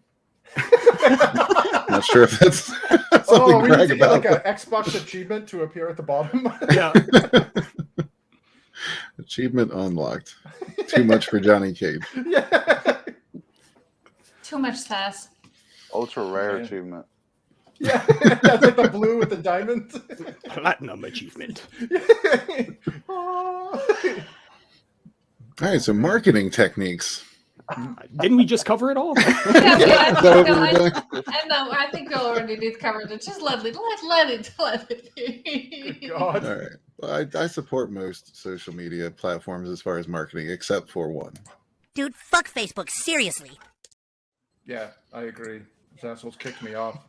Yeah, Ryan, you were the person who mentioned, that marketing on Facebook groups, because this is actually like working, but you can't post links there, or depends on the group that you get into. There's so many different groups there that are like, they got their own weird rules, just like any place. Anybody who has a little bit of power, they go fucking mad with it. But there are a ton of awesome ones where you can go in, you can post links to your Kickstarter, your like anything that you want. They're like, as long as you made it, that's the thing that we're looking for. So you do have to scour through them, but there are a lot of art groups, manga groups, and comic book groups that are down for whatever. So you can post links directly to your YouTube, directly to your Indiegogo campaign, and they're cool with it. And they do get a lot of traction. Nice. Just like anything, though, whatever time you invest into that is what you get out of it. So if you go in there and you comment, just like anywhere else, you're going to get that feedback loop. Another thing I was going to bring up here, this is somewhat outside of marketing for comic books, but this is marketing for tattooing, which is what I do. Instagram ads, they work for what I do. I put them out there. It is very specified, very targeted, like right down to the age range, hobbies and interests, income, and they aren't that much. I'll put an ad out maybe for, let's say, like $100, and it'll run for 10 days. I can immediately see, for myself in the world of tattooing, the immediate feedback. I'm talking within a matter of minutes. Oh, nice. Because if people are interested in that, it will get zeroed in exactly to your targeting. The only difference, though, is it is targeted to region. That's the only problem. So say like Northeast. Yeah, so if you're trying to like I want to market specifically to like New York, you're only going to hit New York. It's not going to be the East Coast or anything like that. Oh, wow. Yeah. Gotcha. Very targeted. Yeah, extremely targeted. If you know what your market is, Instagram ads do work. The reason I came across that is because I was tattooing a guy, and his whole scene is he sells equestrian gear, like as niche as it can get. I was like, you're in Vancouver selling equestrian gear. He's like, yeah, I do 90% of my marketing through Instagram, and that's where all our sales come from. Wow. Because that's how focused you can get in it. So if you have people that are on Instagram that are following crowdfunding, manga, indie comic books, indie creators, all this kind of stuff, those are tags that will follow to that person, and that's where your ad will show up in their feed. That's sweet. Yeah, we're gonna have to try it out. Yeah, it might be worth looking into because NyRiam and I have been discussing different marketing techniques we can use and other platforms we could possibly tap into. Because there's got to be more out there, than Twitter. Because I hate Twitter so much. But it's so I would necessary. say, personally, Instagram hasn't led to many sales for me. I had, or still have, an Instagram account with like 26,000 followers for Rawasi Comics. Yeah. I ended up getting shadow banned because I started using an app to unfollow certain people who I thought were bots. Oh no! Yeah, so like I had to like force them off of my account to increase the engagement or the percentage of engagement. And before, when I first had my account get up to that type of number, we were getting 2,000-3,000 likes per post. After I start using that app, I get shadow banned and I can barely get 30 likes. Yeah. Per post, and I have 26,000 followers. So I'll tell you this right now: the algorithm they change it every 3 months. And depending on your activity will greatly dictate exactly what your outreach is. They change it so no matter how many people that you have on your actual follow list, it will not go out to them. This is how they're trying to corner you into the ad marketing, because if you do the ad marketing, that's how it will get out to your crowd. And I think the mistake I made was switching to a business account, because before when I was getting all that natural engagement, it was just like a personal account. I switched to a business account so I can push with the swipe up feature. And then all of a sudden now I have to pay them just for all of my people to see it. Yeah. I gave up. I gave up on Instagram a long time ago because it's just the amount of effort. Go ahead. I was going to say, I will say this, now that you have the business account, you do have more tools accessible to you that you can focus and zero in on. Like the organic growth is fine. It's great. But how many of those people are going to actually be interested in your thing, you don't know. But now that you have these tools, you can actually see what your legitimate in and out is for the follows, likes, comments, all that kind of stuff. So you get some more actual raw data. Yeah. So I gave up on it a while ago, though. I haven't really used it because the same amount of time that I was putting into Instagram, I put into Twitter. I got more out of Twitter than I was getting out of Instagram. Yeah. In regards to I was actually running an experiment where I did this paid advertisement on Instagram and did the same effort on Twitter and came up with the same result when it comes to likes and follows. Yeah. In the same amount of time. Yeah, for comic books, I guarantee it is a slightly different push altogether because comics are comics, But for me with tattooing, if anybody wants a tattoo, they're coming for a tattoo. Like there's no ifs, ands, or buts about it. Right. Mm-hmm. Yeah, that's sweet. Have you tried the newest social media, like for example TikTok? I do have a TikTok. I haven't hit it hard though, just because I really don't like the fact that it's tied to CCP at all. Like, yeah, I work for a company that deals with that stuff, and I would not advise anybody to put that on their computer. Yeah, I've been told by many friends in the tech field, they're like, if you are going to use it, have a separate computer, have a separate device. Like, don't even walk around with that device. Like, just like it is simply like in station if you want to use TikTok. I was like, holy shit. When I first started getting into TikTok, the stuff that TikTok was showing me was uncomfortable. Yeah. Right? So like I'm swiping through, I'm seeing these dances, and it was the Bugs Bunny challenge was the one that I was like, yo, all of these girls look 12. Why are you showing me this? And I immediately got off of TikTok. I wasn't a fan. Yeah, it seems to be a little more difficult to cater to what you're trying to do because they're always just throwing stuff at you. Yeah, that's kind of counterproductive because like I think that on TikTok with the regular content you can climb up pretty fast and like quite high. Yeah. Like Stephan said, the age range of those people are mostly teens, which I don't think are actually the buyers, right? When it comes to the marketing. So I'll bring this up with TikTok specifically. There is a podcast out there called Comics Lab, and it's these two dudes, Brad Geiger and I can't remember Dave Kellett, and they've been in the indie comic scene since the I think late 90s, early 2000s. They were doing the whole webcomic thing way before anybody, back when you had to do ad space to sell your comic book. So they've seen every iteration of indie comics come and go, and crowdfunding is the latest version, and they're on top of it. So if anybody wants, go check out Comics Lab, the podcast. And Brad Geiger on there, he got into TikTok, and he wanted to see is there going to be an actual sales difference in him doing something there versus Twitter versus Facebook versus Instagram. Instagram was the bottom of his list. He's like, I get zero engagement. I get zero transfer over. Like he's like, it is a dead platform. He's like, Twitter, I'll get engagement. But he said TikTok was the one where he actually got real engagement and got actual turnover and people buying his product within a 2-week period of him putting this to test. Interesting. Because he went out there, he was making a small clips, making a small videos, and then he's like, "Oh great, I'm gonna put it into action. I'm gonna have people go to my website and see if I can turn sales." And he's like, "As soon as I did it, I got 3 sales just like that." You said important word there. You said a website. Yeah, you have to have a thing that you can point it to and direct them to. So it can be either an Indiegogo page or an actual website. I think you can point it to wherever it is. So wherever on your homepage, it can be your Indiegogo website, whatever it needs to be. That's not bad. So something like www.oasicomics.com, where you can buy some merch right now. Kind of something like that, right? Exactly. Oh, okay. What's up, Derek? Good to see you, man. Yeah, Greg brings up a good point here. Each creator will get a different results from different platforms. Exactly. Yeah. Yeah, because I know people that are killing it on Facebook. Like, I don't know what kind of secret sauce they're using, but they figured it out, and Facebook is working for them. Other people, same thing. Twitter, killing it on Twitter, dead everywhere else.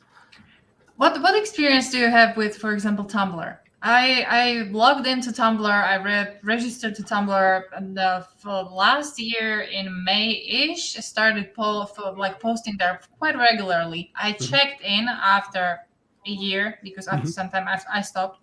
I have 1 like, like, and that is from the person who pretty much just accepted me too. Oh no! And I was doing the tag thing, the sharing thing, the everything thing, you know. Yeah, Tumblr used to be awesome in the very, very beginning because it was like a combination of Instagram and Twitter. Like you could repost stuff, share stuff. It was great, but then a bunch of weirdos got in there, got fucking strange, and everybody hopped over to Twitter when they weren't allowed to do not safe for work stuff. Right. Yeah. I personally never used Tumblr. I think I don't want to call it before my time, but it wasn't something that I used. But then this is also coming from a guy who used to have a MySpace, and you guys might not know. You guys might not have heard of this. I'm pretty sure you haven't.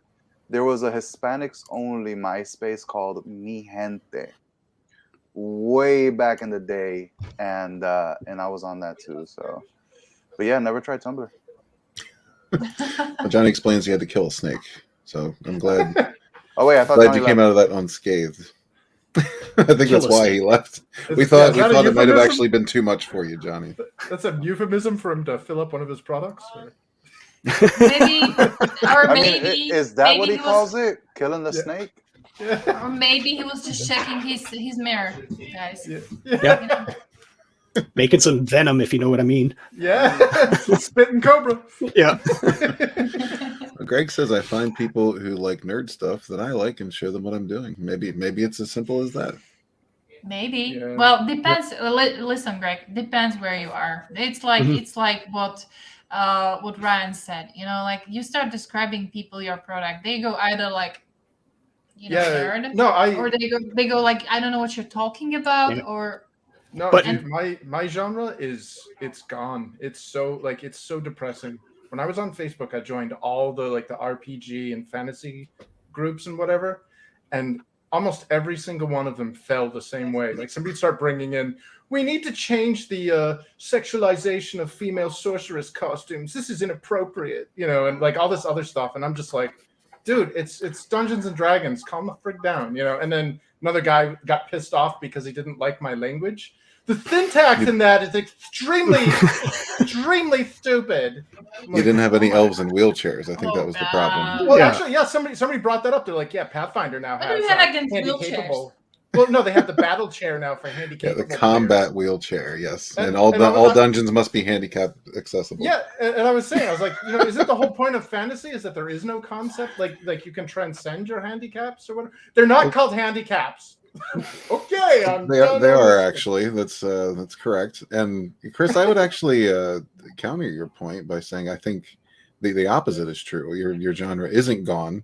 There's a lot of people who are looking at this shit and saying, "What the hell?" Just like Star Wars fans, just like superhero fans, they're looking at this crap and they're like, "Why are we doing this?" So now is your time to strike, is what I would say. Remember the fresh news, the raped Superman. Who wants to do that crap?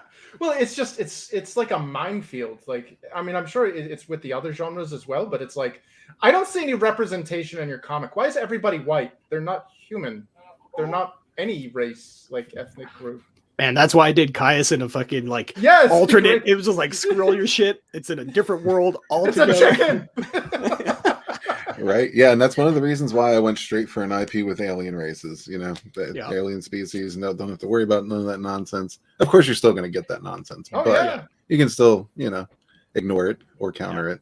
Yeah, Free Speech Gaming says, "What if you hate spending time on social media in general?" I think a lot of people do, but it's kind of a part of what we're doing here, so we don't really have a choice. It's one of the Band-Aid pulls. Yeah, back to the marketing thing. Well, if you don't like being on social media, the key thing is getting your mailing list up and running and continue to push that thing no matter what. Social media may turn into something within the next year or two that we aren't even able to access, or who knows what kind of rules might be passed, or it may all just shift gears. So as long as you have an email list, that way you have people that you can pull from always and send your stuff out to. So your email list is going to become more and more important as time goes on. The other thing that's going to be more important is you having a website, like something that's not social media where they can kick you off. Something where you can be like, this is where I'm at. This is where you can get my email. And this is where I can send you information. Kind of like what Salty Army does with his streams. Have you seen Salty Cracker at all? Are you familiar with him? No. So he's a YouTuber. Well, he's not really a YouTuber anymore. He's like this. Basically, he uses YouTube to tell everybody, "Hey, come on over to Odyssey or come on over to Rumble or whatever." Yeah. Because YouTube will just flick them off, and it's like, fine, you're going to kick me off your platform. I'm going to use your platform to advertise my stuff elsewhere. Yep. Yeah, and I think Greg has a point too. He says a lot of people are turned off from Twitter because of the SJW versus everyone else nonsense. Facebook has a lot of that. There are a lot of pages and groups that aren't.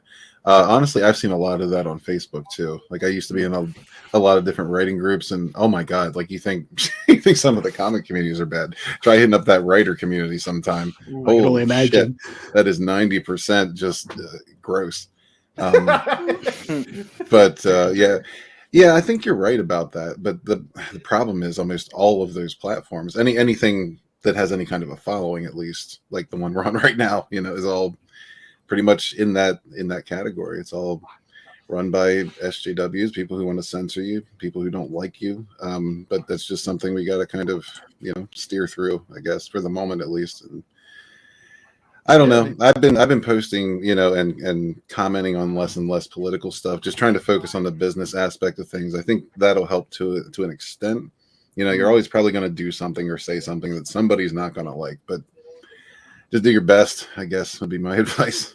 Also, too, if anybody comes at you with like a shitty angle where they're trying to attack you for being something, advertise, rather than engaging with whatever kind of bullshit comment, war you're going to end up in. Just be like, hey, check out my book. And they'll reply whatever bullshit and be like, cool, check out my book. And if you keep doing that, they're going to leave. And you've just advertised a bunch in this thread that's going to keep going up and up and up. Yeah, absolutely. I like the way you think. Absolutely. Yeah, drop those links, man. I've done the same, honestly. You can only argue with somebody so much.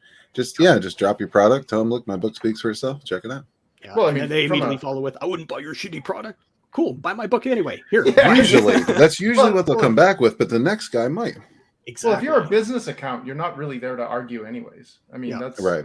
Kind of the flaw of Twitter is it gives the hecklers in the audience the bullhorn to stand on stage and shout at the barker.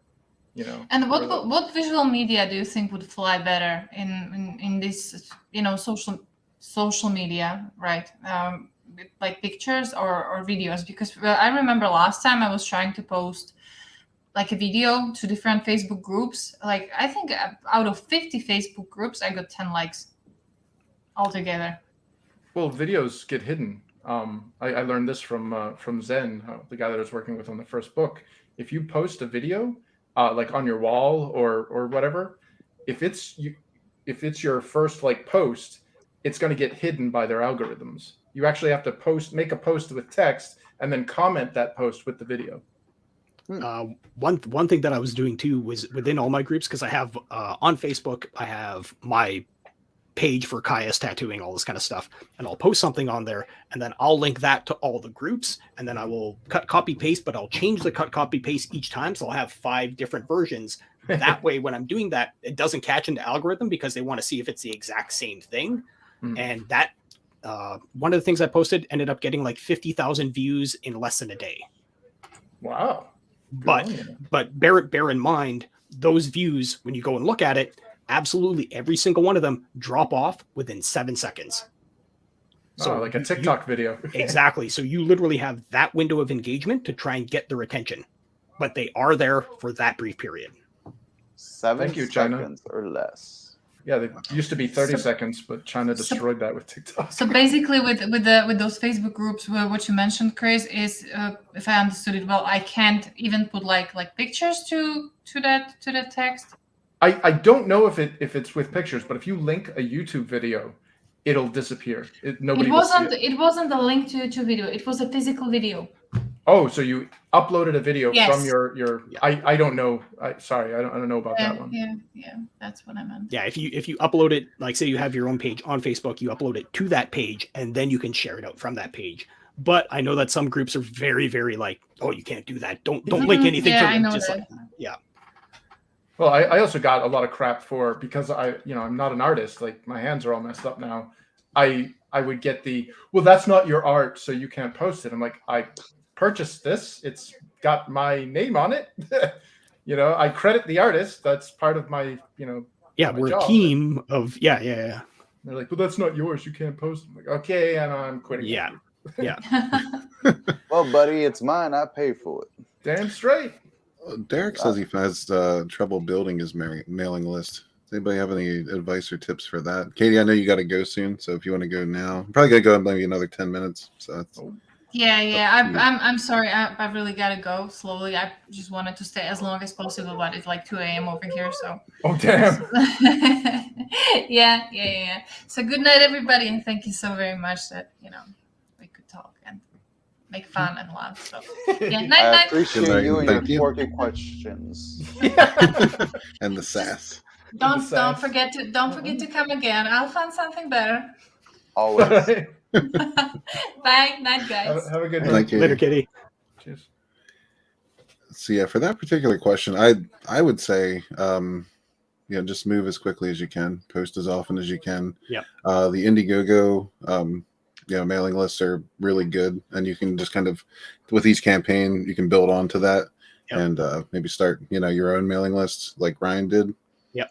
I'll say this. One thing I did before I ran one of my first campaigns is I actually grabbed like the first 7 pages of issue 1, put it together into a PDF, and on not just off of my website, but like through YouTube, through Instagram, through whatever I could, I said, go sign up to my mailing list and you'll automatically get this free PDF. Mm-hmm.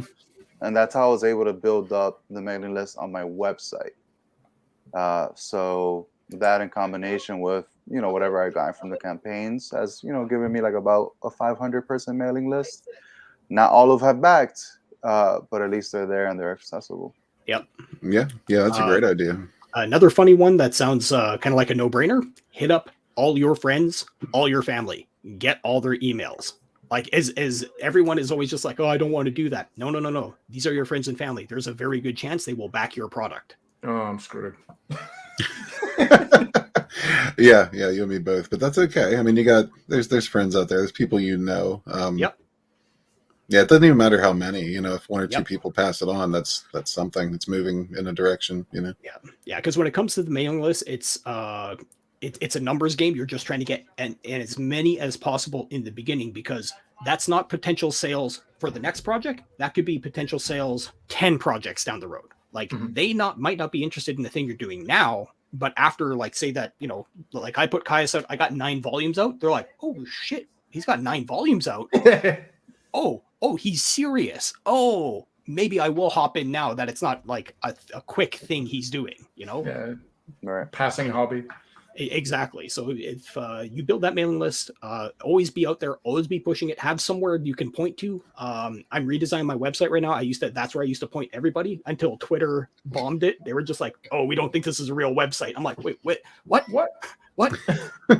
Oh my God. Yeah, they completely axed it because I was like, I guess they said it was spam. And I was like, no, it's not. It's my actual website. Yeah. Yeah.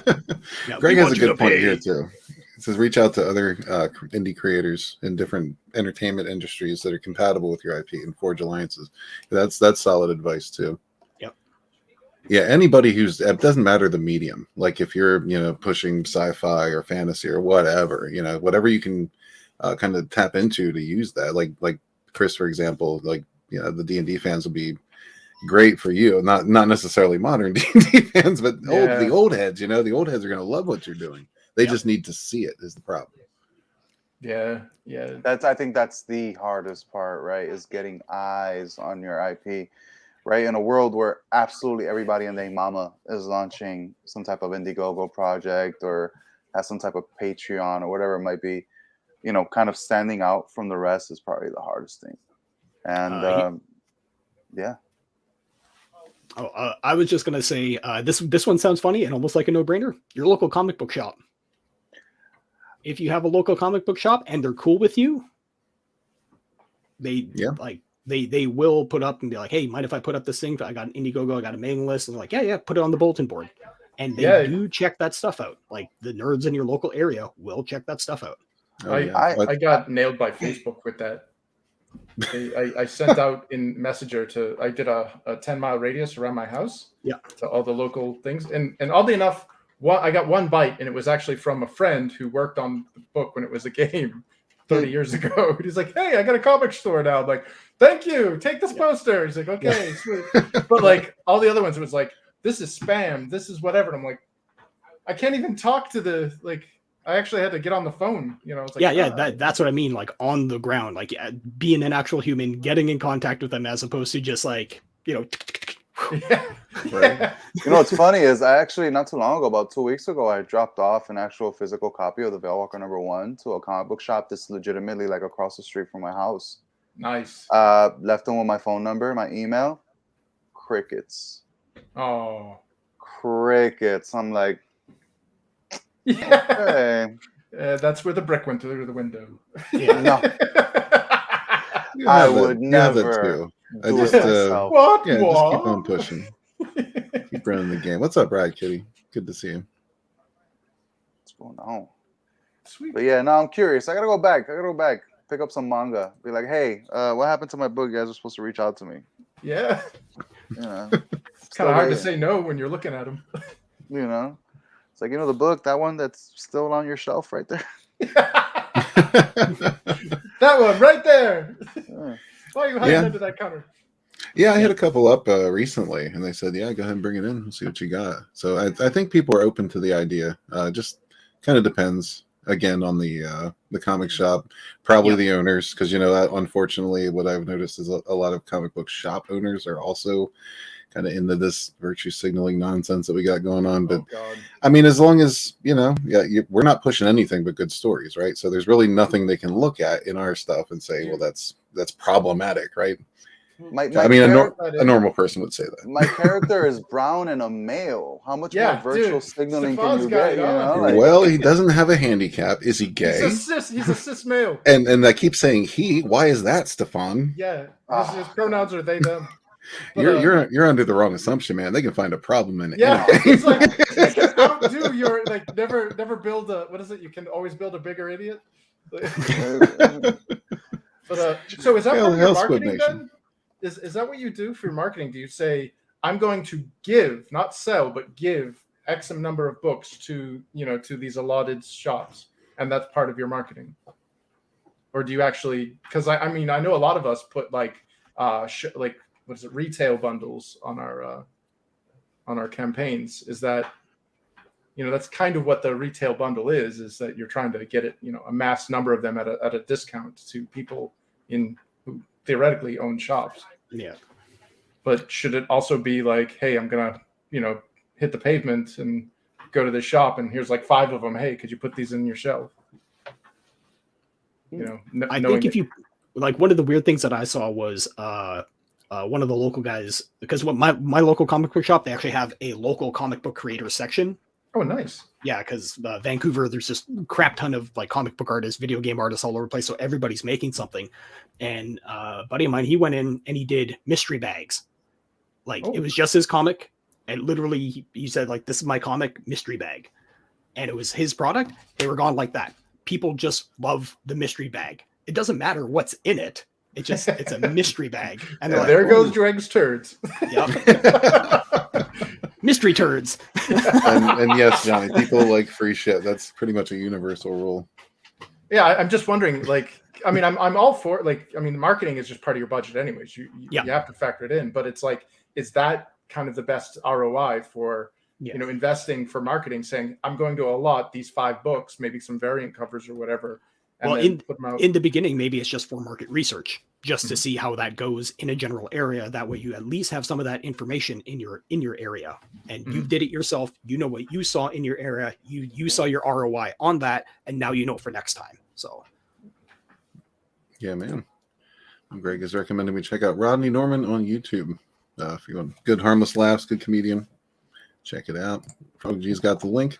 Oh, nice. So yeah, I'm probably gonna wind it down here, guys. That was an insightful conversation. Thank you very much. Yeah, 2 awesome books. I think I'll even for anybody who missed a portion of this, I'm gonna go back and grab the timestamp for when we began the marketing conversation. Just throw it down there in the link below. Just so you can, so you don't have to sort through all the poop talk. Or you can just specifically put poop talk. Yeah, if you do the poop talk, could you put like a giant poop emoji over the Infinitail thing so people don't equate Infinitail with us talking about rectal Absolutely not. But before we go, speaking of shit and cock, here we go. Make sure you check out Kaya's Story of Blood and Stone. We can get both issues on this campaign. Oh man, 2 backers away from the first 100. Yo, check that out. Absolutely. Yeah, man. Let's kick this over 100 and far beyond. Just to let everybody know too, I'm going to be putting a far more aggressive marketing push coming up here as I get closer to actually printing. I'm just focusing right now on drawing the book, but coming up into the last 2 months here, February and March, you're going to see my ass everywhere. So nice. Literally. I was just going to say whatever sells, man. Whatever sells. Speaking of marketing. Yeah, I'm just gonna get some like big old fake silicone boobies, and put those on and just. I think that would sell. Man, real boobs, fake boobs. Easy. Yeah. Don't forget to check out Veil Walker #2 as well, freshly launched by this fine man at the top. Thank you, appreciate it. Yeah, man, it's going strong, and I think it's going to pick up a lot of steam as the campaign goes on. So. Pretty cool. I would play the video, but it's pretty long. I'm not sure if you guys want to see that. I'll tell you what, I can take us out on that. That works. All right, and also we got Infinitail Chronicles: War of the Trees still in demand.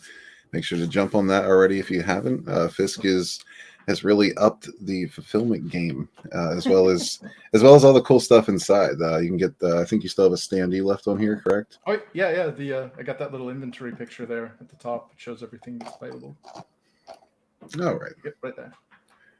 So that's everything. So please do check it out. Because all these projects are great quality, great guys. We're just here to make books, man, make entertainment. Also, I'd be remiss if I didn't say Backstone Swarm Wings of Vengeance as well. Also still in demand. Limited quantities left. So, grab it up. Thank you very much, Chris. Yeah. Are all 3 covers still available, or? The black and white is severely limited. That'll come with the Sirens of Sunsworn tier. There's only one of those left. So. Whoa! Get it while you can, then. Get it while you can. Absolutely. And then we got the Vinnie cover. and then the NyRiam cover. So yeah, I show off the T-shirt now, but it's in the laundry. I do have a couple extra T-shirts. I was considering either a giveaway or just throwing them up on the campaign. So we'll see. We'll see what comes out of that. But yeah, guys, let's see. Let me pull up that VL Walker trailer real quick, and we'll go out on that. Nice. Headphone users beware. I got a headphone on, but I also have the volume turned down, so I should be okay. Calm down, Fisk. Calm down. Hey, I'm going to Iranian streams. Thank you all for coming. Thank you, chat, for being so engaging. You guys are awesome. We appreciate you. Yeah, just continue to get the word out about these awesome projects. Back the ones that you like. And thank you very much. We'll catch you on the next one. Thank you. There are facets of this world that are unknown to many. Roads whose pathways were erased from our memory. Weathered mortar and broken cobblestones that once paved the way to hell. Very few are those foolish enough to open these doors, save for one. That is you, Alexander. You're arrogant, you're stubborn, and brazen in all your ways. Your weakness is one all mortals share. You believe that you can hold the tide as it slips through your fingers. Your destiny will be the same as all those who came before you. Food for the worms. With a fate such as yours, Alexander, what else can you do but burn?